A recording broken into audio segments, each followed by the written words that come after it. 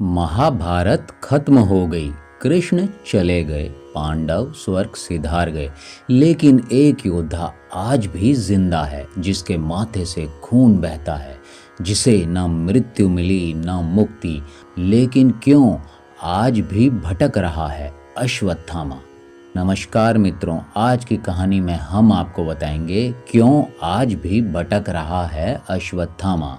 एक शाप, एक अपराध और अमरता का सबसे भयानक सच। यह कहानी किसी कल्पना की नहीं, यह कहानी उस योद्धा की है जिसने देवताओं से वरदान पाया, लेकिन ईश्वर से शाप भी। यह कहानी है द्रोणाचार्य के पुत्र अश्वत्थामा की।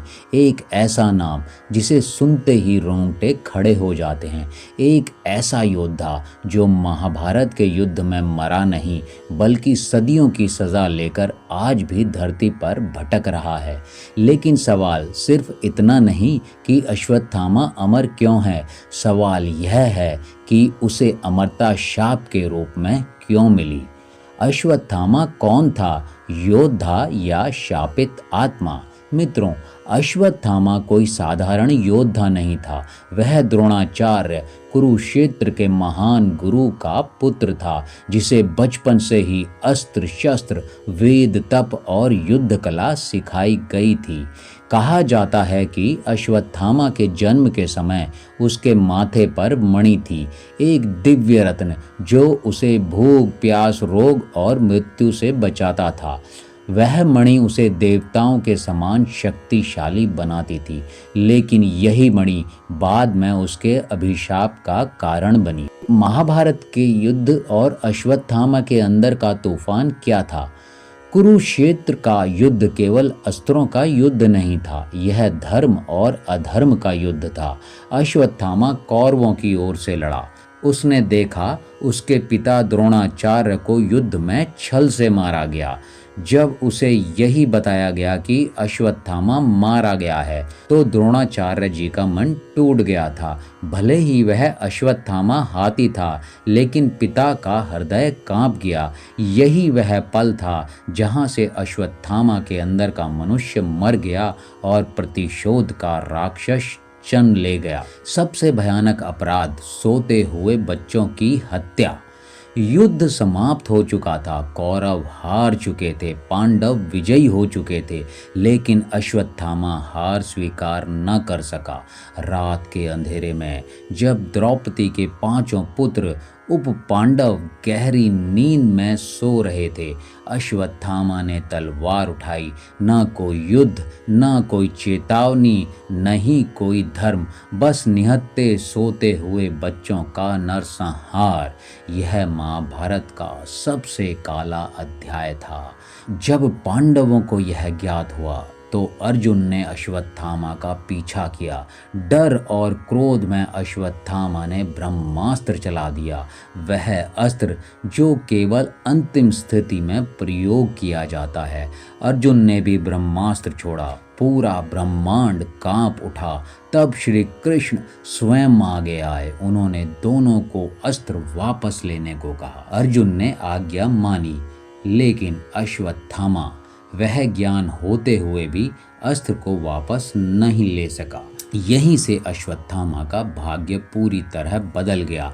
श्री कृष्ण ने कहा, तूने निर्दोष बच्चों की हत्या की है, तू मृत्यु का भी अधिकारी नहीं है, तू अमर रहेगा। लेकिन यह अमरता वरदान नहीं, तेरे लिए एक अभिशाप होगी। श्री कृष्ण ने अश्वत्थामा के माथे से उसकी दिव्य मणि छीन ली।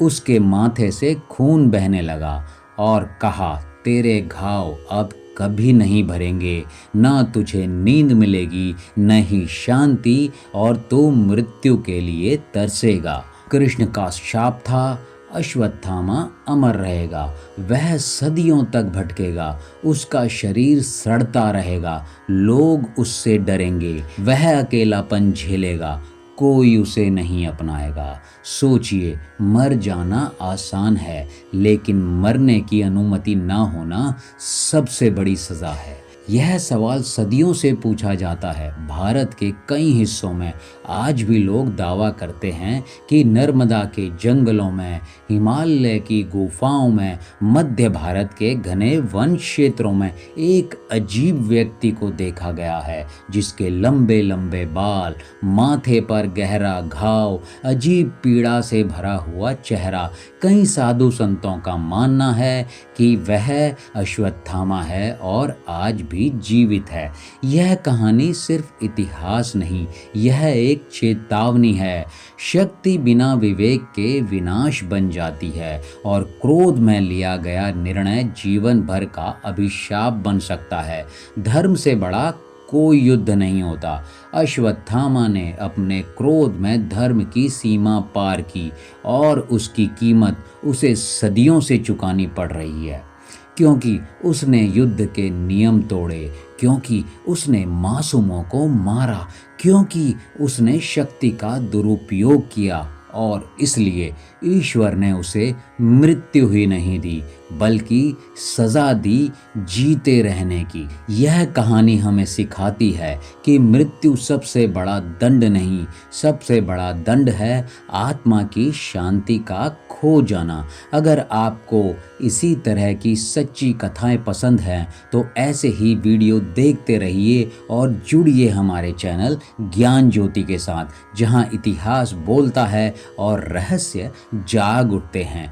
जय श्री राम।